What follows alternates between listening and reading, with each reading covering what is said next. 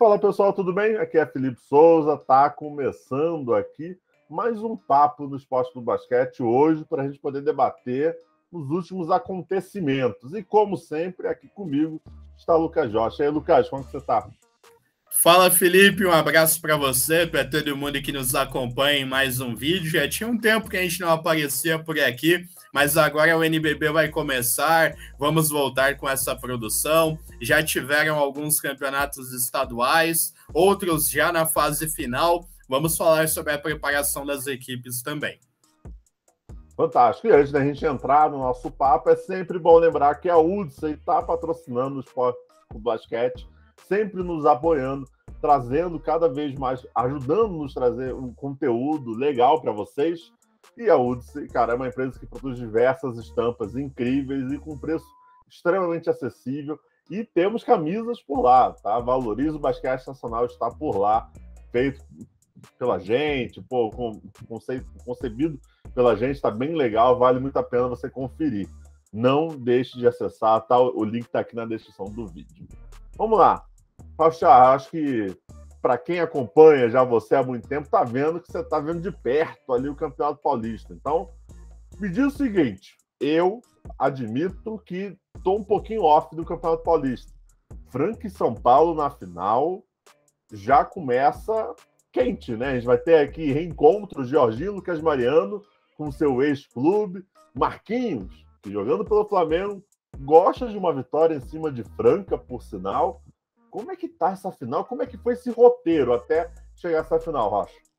A final é aquela que todos nós já esperávamos, né? Até pelo investimento muito mais alto de Franca e do São Paulo com relação aos demais e pela equipe que os dois montaram. Todo mundo esperava essa final mesmo de campeonato. O caminho de Franca foi até um pouco mais acidentado. Acabaram perdendo 2 partidas para Bauru na segunda fase do campeonato. Isso fez com que Bauru tivesse o mando de quadra contra a Franca na semifinal. Mas na semifinal, Franca foi amplamente superior à equipe bauruense. Conseguiu a classificação para a grande final. E a tendência é que nós tenhamos um playoff melhor de 3 muito bom entre Franca e São Paulo. Como você colocou, é o retorno do Jorginho, do próprio Lucas Mariano, enfrentando a equipe do São Paulo, que foi o time que recuperou a carreira desses dois jogadores. Claro que os dois sempre foram ótimos jogadores, mas depois da passagem pelo São Paulo, tanto o Jorginho como o Lucas Mariano, eles cresceram dentro do cenário nacional, tanto que figuraram na seleção brasileira que disputou a vaga para as Olimpíadas de Tóquio no pré-olímpico da Croácia. Mas, além de tudo isso, tem também o aspecto do São Paulo ser uma nova equipe. Veio o Marquinhos, que tem essa mentalidade vencedora, e é importante demais para o Marquinhos esse primeiro título, até para descolar um pouco essa imagem de que ele ganhou porque estava no Flamengo, que era a melhor estrutura, que é o time campeão. E agora ele migrando para o São Paulo e logo na primeira competição, já chegando em uma final e podendo conquistar o título também, é mais um ponto para quem duvidava do Marquinhos nesse novo momento da carreira dele. Mas o São Paulo também é uma grande equipe, teve a renovação de contrato do Bennett, teve a própria vinda do Tyrone também, muito importante para o time continuar funcionando, o próprio Bruno Caboclo, que é um jogador extra classe, pensando no basquete brasileiro. Vai ser uma final incrível. Se a gente for pensar aqui em quintetos iniciais, de um lado nós temos Jorginho, Scala, Jonathan, Lucas Dias e Lucas Mariano. Franca tem optado por começar com David Jackson no banco de reservas. E do lado do São Paulo tem um Henrique Coelho, porque o Elinho está machucado, junto com Bennett, Marquinhos, Caboclo e Tyrone. Grandes jogadores. A tendência é que seja uma grande final a partir desta sexta-feira. Boa, Rocha. Te faço uma pergunta também de curiosidade. O que você está vendo das duas equipes, São Paulo e Franca? Teve mudança de estilo de jogo? Claro, teve contratações, acho que isso impacta para as duas equipes, mas você está vendo um São Paulo totalmente novo na mão do Mortari? Você está vendo um Franca novo também na mão do Elinho, que agora é um dos assistentes técnicos do Gustavinho na seleção brasileira?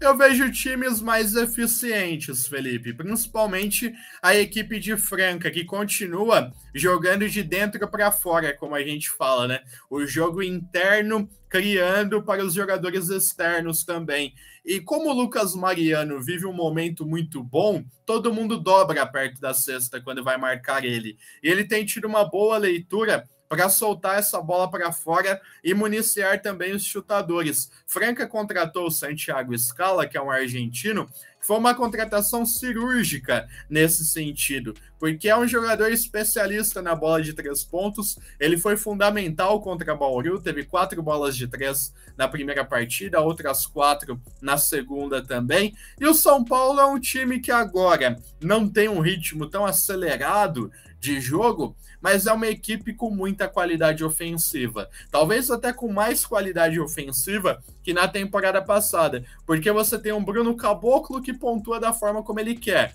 dentro do jogo. Se ele ficar só no arremessinho, ele vai pontuar. Se ele colocar alguém nas costas e jogar, ele vai pontuar. Se ele pôr a bola no chão para cortar, ele vai pontuar também. Então eu acredito que os treinadores, tanto o Elinho quanto o Mortari, encontraram muito bem essa sincronia do time rapidamente. Por mais que os dois tenham perdido os jogos, né? O São Paulo perdeu para Mogi, perdeu um jogo para Bauru também, Franca perdeu 2 vezes para Bauru, perdeu um jogo para o próprio São Paulo também, quando ali valia alguma coisa ainda, depois teve o jogo do segundo turno, que não valia absolutamente nada. Então, a tendência é que sejam realmente 2 equipes postulantes não só a conquista do Campeonato Paulista, mas também, no caso do São Paulo, da Champions, e no caso dos 2 times também, o NBB. Boa. Rocha, teve alguma equipe que decepcionou nesse Campeonato Paulista ou todas entregaram o que você já imaginava que iria ser entregue nessa competição? Paulistano foi muito mal, né, Felipe? Mas a gente tem que levar em consideração que foi um campeonato paulista muito acidentado para a equipe do Paulistano. Cauê Borges machucou, Felipe Ruivo machucou, Vitão nem jogou o Campeonato Paulista, do Sommer também pouco participou, retornou na fase final meio que fora de ritmo ainda, e o encaixe dos garotos não foi tão legal como foi no Pinheiros, por exemplo. E a gente tem que levar em consideração que o Pinheiros já vem de uma temporada onde todos esses meninos tiveram um tempo de quadra significativo. Então isso faz com que eles já estejam muito mais adaptados ao basquete adulto do que os jogadores do Paulistano. Então até por isso o Paulistano acabou sendo derrotado pelo próprio Pinheiros, ainda na fase quartas de final, se despedindo um pouco mais cedo do que todos nós esperávamos. Quando nós montamos o que seriam, por exemplo, as semifinais ideais da competição,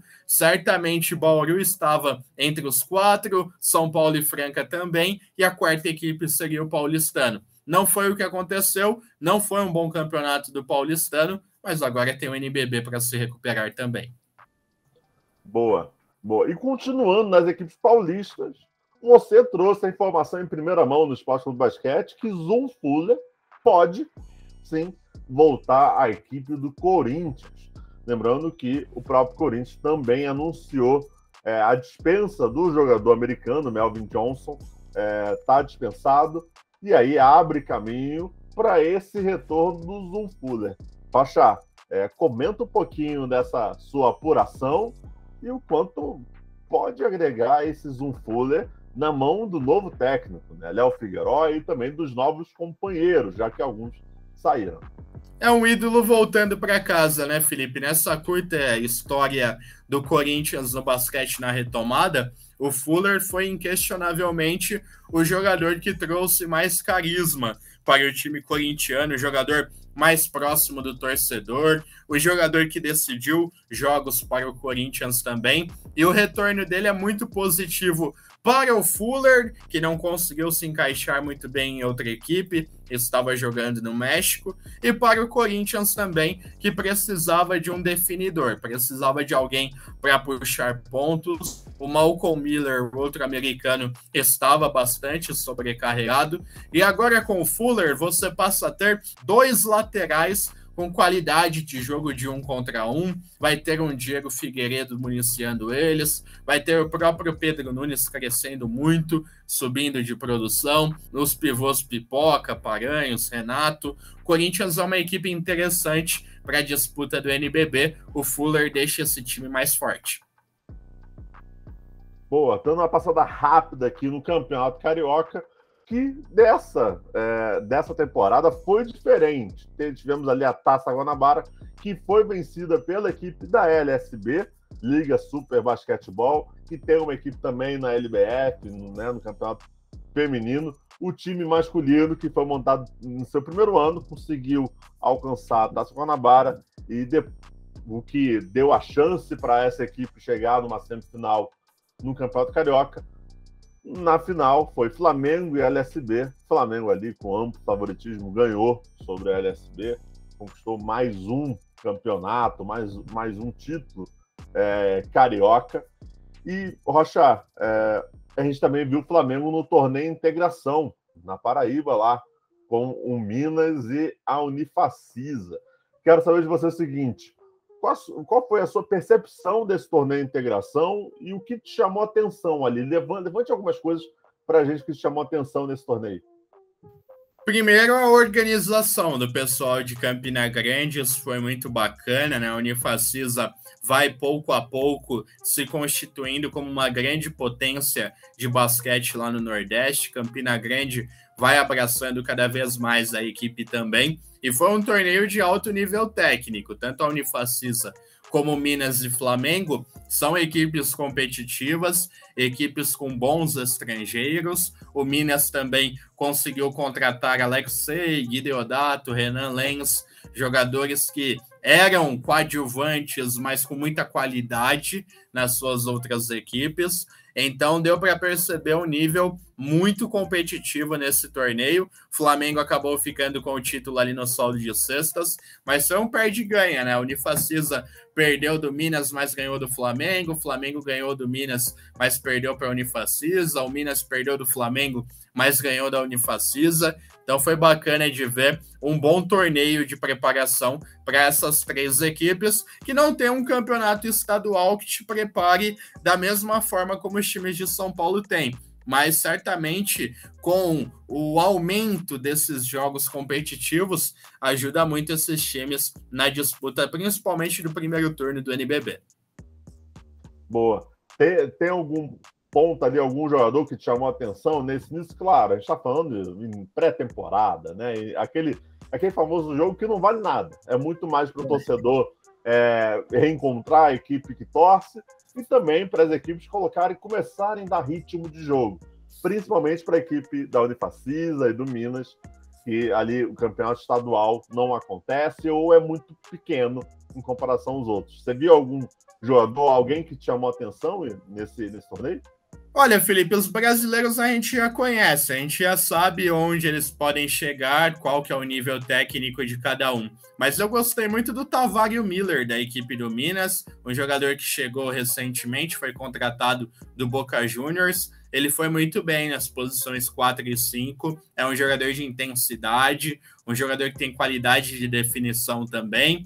É que a gente vai prontamente imaginar o que era o Minas na temporada passada e na anterior. Então a gente pensa já no Devon Scott, pensa no David Nesbitt também, mas o Tavario Miller tem nível para ser um pivô importante para a equipe do Minas nessa temporada. Gostei do que eu vi dele.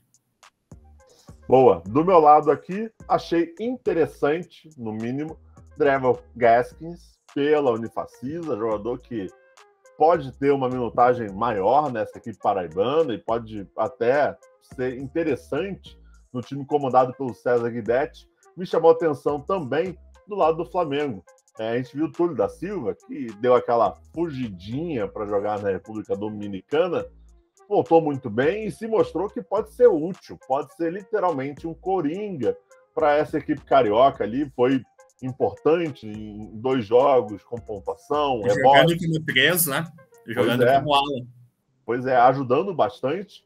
E o Vitor Faverani, eu faço um adendo, porque a gente espera muito do Vitor Faverani, né? Em termos de qualidade, quanto ele pode entregar, mas ele vem de lesões. Então, a volta dele foi interessante, fez até uma jogada plástica ali com o Sadi num pick and roll, que ele crava ali, que ele vai enterrar. Mostra-se interessante, mas como a gente disse também, é pré-temporada. Na real, não vale muita coisa.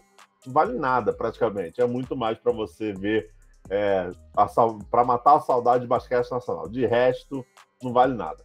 Rocha, a gente só ficou devendo um pouquinho do Campeonato Paulista. Final acontece que horas? 6 da tarde nesta sexta-feira, o primeiro jogo entre Franca e São Paulo. Estão escolhendo esse horário, óbvio, por conta da televisão, mas a segunda partida também acontece no domingo, e caso seja necessário, o terceiro jogo logo na sequência, São Paulo e Franca, tem tudo para ser uma série muito equilibrada e muito provavelmente decidida no jogo 3.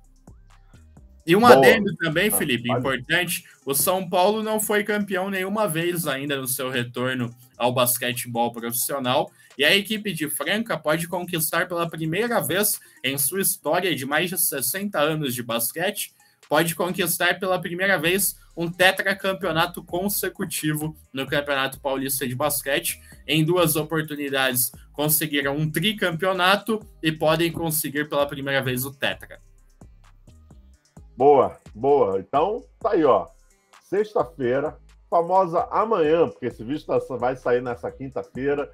Amanhã começa a grande final do Campeonato Paulista. Vocês não podem perder, às 18 horas. Um horário maravilhoso para você poder acompanhar essa final que promete muito, muito mesmo.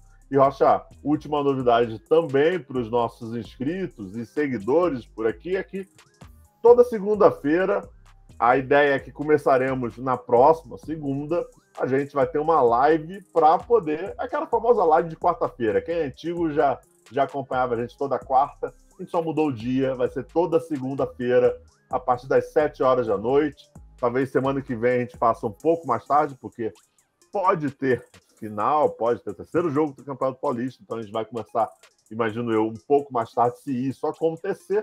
Essa é a ideia. Rocha, como sempre, cara, um prazer e muito obrigado, hein? Show de bola. Valeu, Felipe. Um abraço para você. Um abraço a todos que nos acompanharam também. Espero que tenham gostado desse resumo que a gente fez das equipes antes do início da temporada do NBB, no dia 23 de outubro. Boa. Agradeço a todo mundo que acompanhou esse vídeo da final. Não esqueça de se inscrever e compartilhar esse vídeo também para o seu amigo, para ele poder ficar ligado em tudo do basquete nacional. É isso, pessoal. Até a próxima.